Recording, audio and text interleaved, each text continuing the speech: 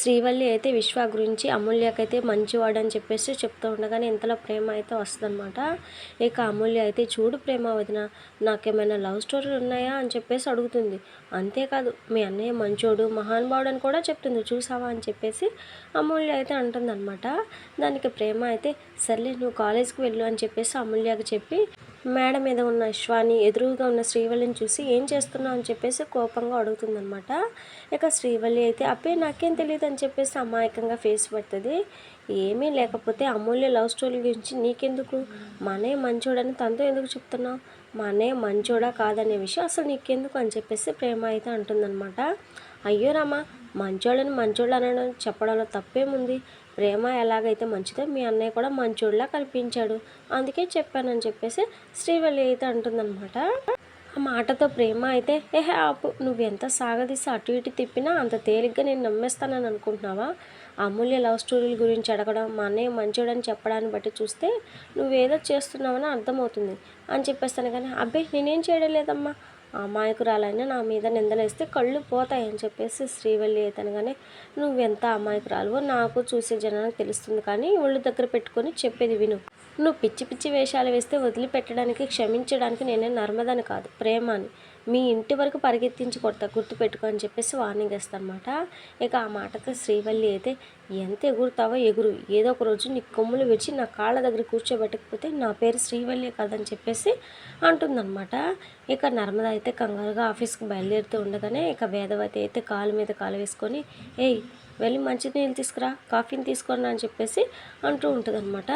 ఇక నర్మద అయితే కాఫీ తీసుకొని వచ్చిన తర్వాత కాఫీ తాగే వరకు ఇక్కడే ఉండవే అని చెప్పేసి అంటూ ఉంటుంది. ఇక వేదవతి ప్రవర్తన చూసి నర్మద అయితే ఏమైంది మీకు, ఈరోజు ఎందుకు ఇలా విచిత్రంగా ప్రవర్తిస్తున్నానని చెప్పేసి అడుగుతుందన్నమాట. అంటే అధికారంలో ఉన్న కోడలు అత్తపై పొగరు చూపిస్తుంది కదా, పైగా ప్రమోషన్ కూడా వచ్చింది కదా, టెస్ట్ చేద్దామని ఇలా చేసేలే, నువ్వేం మారలేదు, పాత నర్మదా అలానే ఉన్నావు అని చెప్పేసి వేదవతి అనగానే అయ్యో మీరు తింగర వాళ్ళు తెలివైన వాళ్ళు తెలియడం లేదని చెప్పేసి నర్మద అనగానే గడుసుదాన్ని మహా గడుసుదాన్ని అని చెప్పేసి వేదవతి అయితే వయ్యారంగా నడుస్తూ తిప్పుకుంటూ తిరుగుతూ ఉంటుందన్నమాట. ఇక నర్మద అయితే మీ గడుస్తానికి ఒక నమస్కారం, నాకు టైం అవుతుంది వెళ్ళి వస్తాను చెప్పేసి ఆఫీస్కి అయితే బయలుదేరుతుంది అనమాట. వెళ్ళు నా పేరు నిలబెట్టాలి అని చెప్పేసాను, కానీ అమ్మ మహాతల్లి పేరు నిలబెట్టడం కాదు పరుగులు పెట్టేస్తా అని చెప్పేసి హడావిడిగా ఆఫీస్కి అయితే బయలుదేరుతారనమాట. ఇక బయటికి వెళ్ళేసరికి రామరాజు అయితే ఉంటాడు. ఈరోజు కొత్త పోస్టులోకి వెళ్తున్నాం మావయ్య, నన్ను ఆశీర్వదించండి అని చెప్పేసి కాళ్ళు మొక్కుతుంది అనమాట. విజయోస్తు అని చెప్పేసి రామరాజు అయితే దీవిస్తాడు.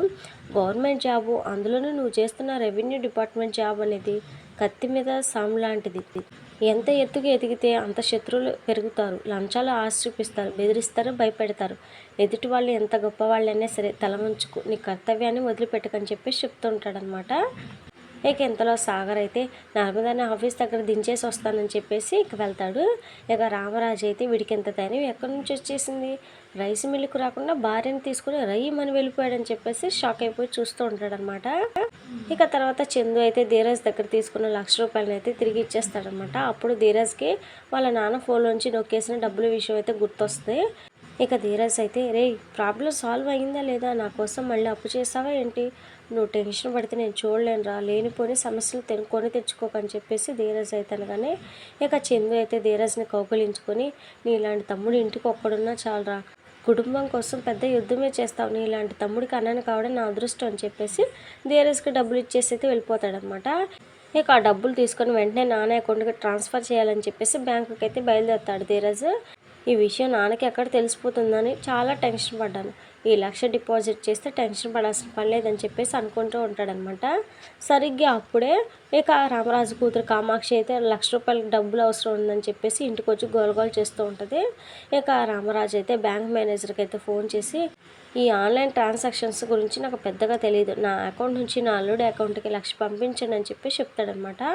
సరే అని చెప్పేసి బ్యాంక్ మేనేజర్ అయితే అంటాడు. ఇక సరిగ్గా ధీరజ్ బ్యాంకులో డబ్బులు కట్టేసరికి కౌంటర్ అయితే క్లోజ్ అవుతుంది. ఇక రామరాజు అయితే నా బ్యాంక్ బ్యాలెన్స్ ఎంత ఉందో కొంచెం చూసి చెప్పండి అని చెప్పేసి మేనేజర్తో చెప్పగానే ఇవాళ ఎపిసోడ్ అయితే ఎండ్ అయిపోతుంది అనమాట. మరి రామరాజుకి ధీరజ్ దొరికాడా లేదా ఏంటి అనేది నెక్స్ట్ ఎపిసోడ్లో చూద్దాం ఫ్రెండ్స్. మరి మన వీడియోస్ని మిస్ అవ్వకుండా చూడాలనుకుంటే ఛానల్ని సబ్స్క్రైబ్ చేసుకొని సపోర్ట్ చేయండి. Thank you friends.